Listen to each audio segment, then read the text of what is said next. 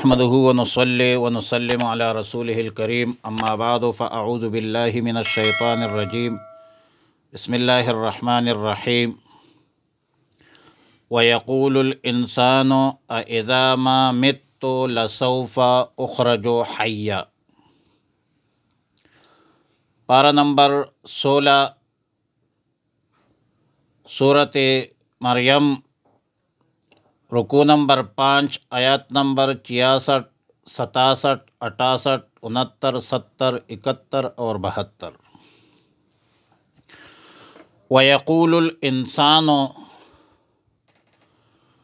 اور کہتا ہے انسان، أَإِذَا مَا مِتُّ، کہ کیا جب میں مر جاؤں گا، لسوف اخرج حیا، تو پھر میں نکالا جاؤں گا زندہ کر کے۔ سوال ہے، استفہام ہے۔ اللہ تعالیٰ نے فرمایا، جواب دیا، اولا یذکر الانسان، کیا انسان یاد نہیں کرتا، انا خلقناہ، کہ ہم نے اس انسان کو پیدا کیا، من قبل، اس سے پہلے، ولم یک شیئا، اور یہ کچھ بھی نہیں تھا۔ فوربک، پس قسم ہے آپ کے رب کی، لنحشرنہم، لنجمعنہم، ہم ضرور جمع کریں گے ان کو، والشیاطین، اور شیطانوں کو،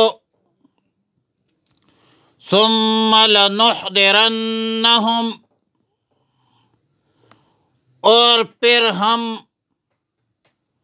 حاضر کریں گے ان سب کو،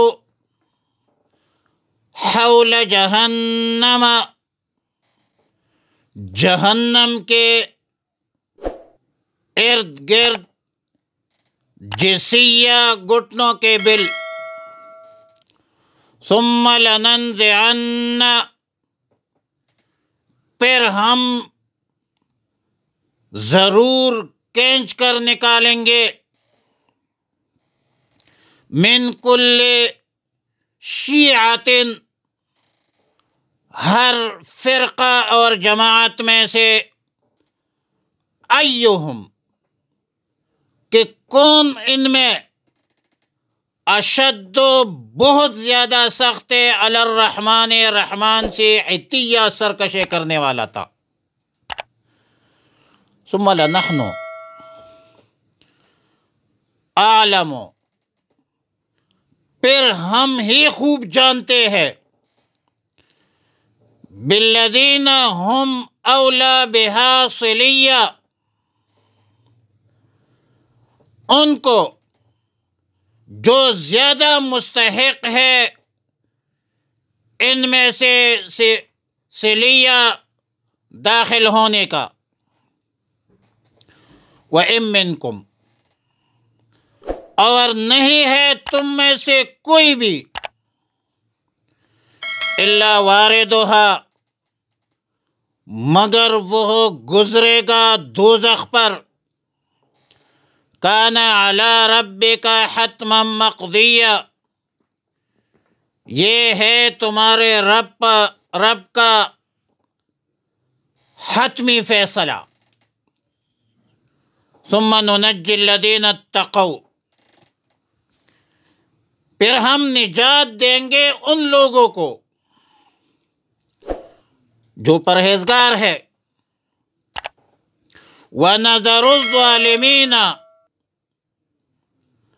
اور چھوڑ دیں گے ظالموں کو، فیہا، اس جہنم میں، جثیہ، گھٹنوں کے بل گرے ہوئے۔ آیات مذکورہ آیات نمبر 66 میں فرمایا وَيَقُولُ الْإِنسَانُ أَإِذَا مَا مِتُّ لَسَوْفَ أُخْرَجُ حَيًّا،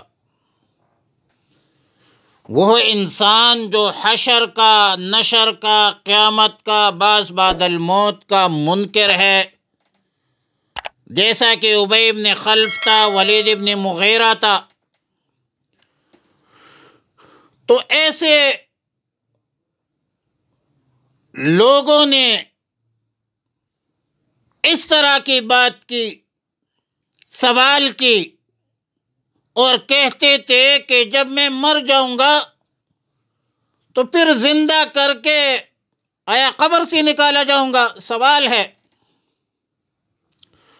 آیت نمبر 67 میں اللہ تعالیٰ نے جواب دیا،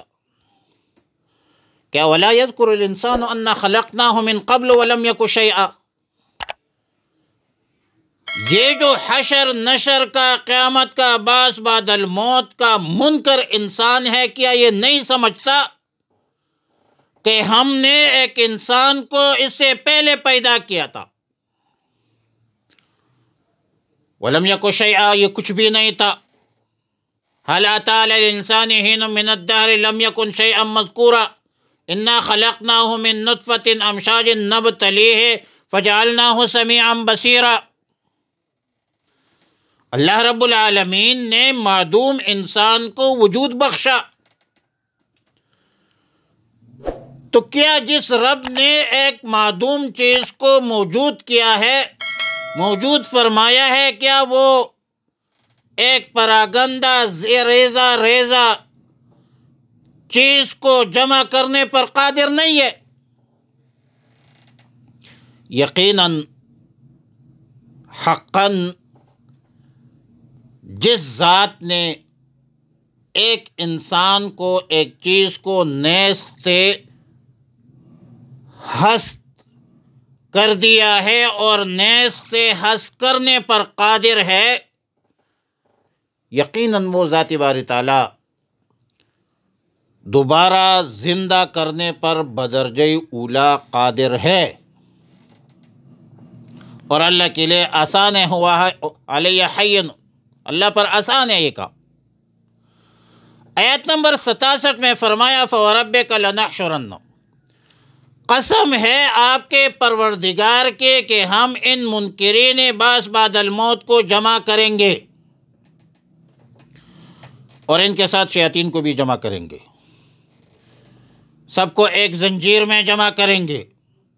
ثُمَّ لَنَحْضِرَنَّهُمْ حَوْلَ جَهَنَّمَ جِثِيًّا، پھر ان سب کو دوزخ کے باہر، دوزخ کے ارد گرد حاضر کریں گے، گھٹنوں کے بل گرے ہوئے ہوں گے، اوندے پڑے ہوئے ہوں گے۔ ثُمَّ لَنَنزِعَنَّ مِن كُلِّ شِيَعَةٍ،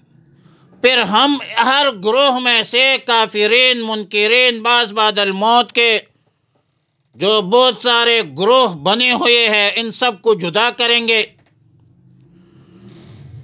اور جو زیادہ سرکش تھا دنیا میں ان کو پہلے ڈالیں گے جہنم میں۔ لفظ شیعہ اصل لغت میں اس کو کہتے ہیں جو کسی خاص شخص یا خاص عقیدے کا متبع ہو، اور اس وجہ سے لفظ شیعہ بمعنی فرقہ یا جماعت بھی استعمال ہوتی ہے۔ اور پہلے اللہ تعالیٰ نے فرمایا ثم لنحن اعلم بالذین هم اولی، پھر ہم ان لوگوں کو خوب جانتے ہیں کہ کون جہنم میں پہلے داخل ہونے کا زیادہ مستحق ہے۔ مطلب یہ ہوگا کہ کفار کے مختلف فرقے ہیں، مختلف جماعتیں ہیں، مختلف مراتب اور درجات ہیں۔ اب جو سب سے زیادہ سرکش ہوگا اس بدبخت کو ممتاز کر کے مقدم کیا جائے گا اور جہنم میں پہلے ڈالا جائے گا۔ تفسیر بظہری میں بعض اہل علم کا قول منقول ہے کہ جہنم میں اس ترتیب سے داخل کیا جائے گا کہ جس کا جرم سب سے زیادہ ہوگا وہ سب سے پہلے دوزخ میں داخل ہوگا، پھر اس کے بعد دوسرے درجے کے، پھر تیسرے درجے کے جو مجرمین ہیں وہ بعد میں پھر داخل ہوتے رہیں گے۔ اور اللہ کا ضابطہ یہ ہے وَإِن مِّنكُمْ إِلَّا وَارِدُهَا، کوئی نہیں ہے تم میں سے جو نہیں پہنچے گا اس پر، یعنی کوئی انسان، لفظ انسان سب کو شامل ہے، مومن ہے یا کافر ہے، کوئی کافر کوئی مومن ایسا نہیں رہے گا جس کا ورود جہنم پر نہیں ہوگا۔ اب یہ ورود کا لفظ ہے، دخول کا لفظ نہیں ہے، واردھا داخل ہوا نہیں ہے، اور ورود سے مراد عبور ہے، جیسا کہ عبداللہ ابن مسعود رضی اللہ تعالی عنہما کے روایت میں مرور کا لفظ آیا ہے۔ اور اگر ورود سے مراد دخول ہو تو مومنین متقین کا دخول اس طرح ہوگا کہ جہنم ان کے لیے بردم و سلامہ بن جائے گی، کسی قسم کی تکلیف محسوس نہیں ہوگی، جیسا کہ حضرت ابو سمیہ رضی اللہ تعالیٰ عنہ کی روایت میں ہے کہ رسول اللہ مبارک صلی اللہ علیہ وسلم نے فرمایا کہ کوئی نیک آدمی یا فاسق فاجر آدمی باقی نہیں رہے گا جو ابتداءً جنت دوزخ میں داخل نہ ہو، مگر اس وقت مومنین متقین کے لیے جہنم کو بردم و سلامہ بن جائے گا، جیسا کہ سیدنا ابراہیم علیہ السلام کے لیے نار نمرود بردم و سلامہ بن گیا تھا۔ خلاصہ کلام یہ ہے کہ یہ اللہ رب العالمین کا حتمی فیصلہ ہے، حتم مقضیہ ہے، قطعی فیصلہ ہے کہ ہر شخص دوزخ کے اوپر سے پل صراط سے ضرور بے ضرور گزرے گا، جنت میں جانے کا راستہ بھی یہی ہے۔ ہاں یہ ہے کہ اہل تقوی، مومنین، متقین، صلحاء صحیح سالم گزر جائیں گے، کافرین، منکرین، مشرکین سر اور گھٹنوں کے بل جو ہے وہ جہنم میں اوندے گر جائیں گے، اور مسلمان بھی اگر گر جائے تو بالآخر ایک نہ ایک دن ان کو جہنم سے خلاصی ملے گی۔ فرمایا اللہ تعالیٰ نے ثم ننجی الذین اتقوا، پھر ہم نجات دیں گے ان لوگوں کو جو اللہ سے ڈرتے ہیں، کفر اور شرک سے بچتے ہیں، وَنَذَرُ الظَّالِمِينَ، اور چھوڑ دیں گے ان لوگوں کو جنہوں نے ظلم کیا ہے، کفر کیا ہے، شرک کیا ہے، فیہا اس جہنم میں جثیہ اوندے گرے ہوئے ہوں گے۔ وَإِذَا تُتْلَىٰ عَلَيْهِمْ آیاتنا، اور جب ان کے سامنے ہمارے آیاتوں کی تلاوت کی جاتی ہے تو قال الذین کفروا للذین آمنوا، تو یہ کافر لوگ مسلمانوں سے کہتے ہیں کہ ہم دونوں فریقوں میں سے، ہم میں اور تم میں کون سا فریق اچھا ہے، کس کا مرتبہ اچھا ہے، کون مکان کے مال و دولت کے اعتبار سے بہتر ہے، خیر مقام و احسن ندیہ، مقام اگر فتح زبر کے ساتھ پڑھا جائے تو قامہ سے مشتق ہوگا، اور اگر ضمہ کے ساتھ مقام پیش کے ساتھ پڑھا جائے تو اقامہ سے پھر مشتق ہوگا، اور ندیہ نادی سے ہے، بمعنی وہ جگہ جہاں لوگ بیٹھ کر گفتگو کرتے ہیں، باتیں کرتے ہیں، اور مقصد یہ ہے کہ ہمارے مجلس تم سے زیادہ شان و شوکت والی ہوتی ہے، اور اس وجہ سے ہم مسلمانوں تم سے بہتر ہے۔ یہ منکرین، کافرین جب آیات بینات اور واضح دلائل کے روشنی میں دلائل حشر سے عاجز ہو جائے، لاجواب ہو جائے، تو پھر کہتے ہیں کہ بتلاؤ دنیا میں کون زیادہ سربلند ہے، کون زیادہ معزز ہے؟ اگر تم حق پر ہوتے تو ہم سے تمہارا حال بہتر ہوتا۔ یہ منکرین، کافرین، ملحدین آج کے دور میں مسلمانوں کو مغالطے میں ڈالنے کی کوشش کرتے ہیں، اور مغالطہ میں دو چیزیں پیش کرتے ہیں، ایک مال و دولت، ساز و سامان، اور نمبر دو دوست و احباب، چشم و خدم۔ یہ جو حشم اور خدام، جماعت، جتہ، جو ظاہر ہے کہ یہ دونوں چیزیں مسلمانوں کو کم حاصل ہے، کافروں کو زیادہ حاصل ہے، اور یہ مال و دولت، دوست و احباب کی وجہ سے یہ لوگ غرور کرتے ہیں، فخر کرتے ہیں، گمراہی اختیار کرتے ہیں، سرکشی اختیار کرتے ہیں۔ تو آیت نمبر 74 میں اللہ تعالیٰ نے جواب دیا، وَكَمْ أَهْلَكْنَا قَبْلَهُمْ مِنْ قَرْنٍ هُمْ أَحْسَنُ أَثَاثًا وَرِئْيًا۔ امم سابقہ میں کتنے لوگ گزر چکے ہیں، کتنے بڑے حکمران گزر چکے ہیں، کتنے بڑے سرمایہ دار جاگیردار گزر چکے ہیں، کتنے بڑے ارباب حکومت، ارباب سلطنت گزر چکے ہیں، جنہوں نے مال و دولت پر، حکومت پر، سلطنت پر غرور کیا، ذاتی کمال سمجھا، دائمی چیز سمجھی، لیکن اللہ کی ناشکری کی، اللہ کے نافرمان تھے،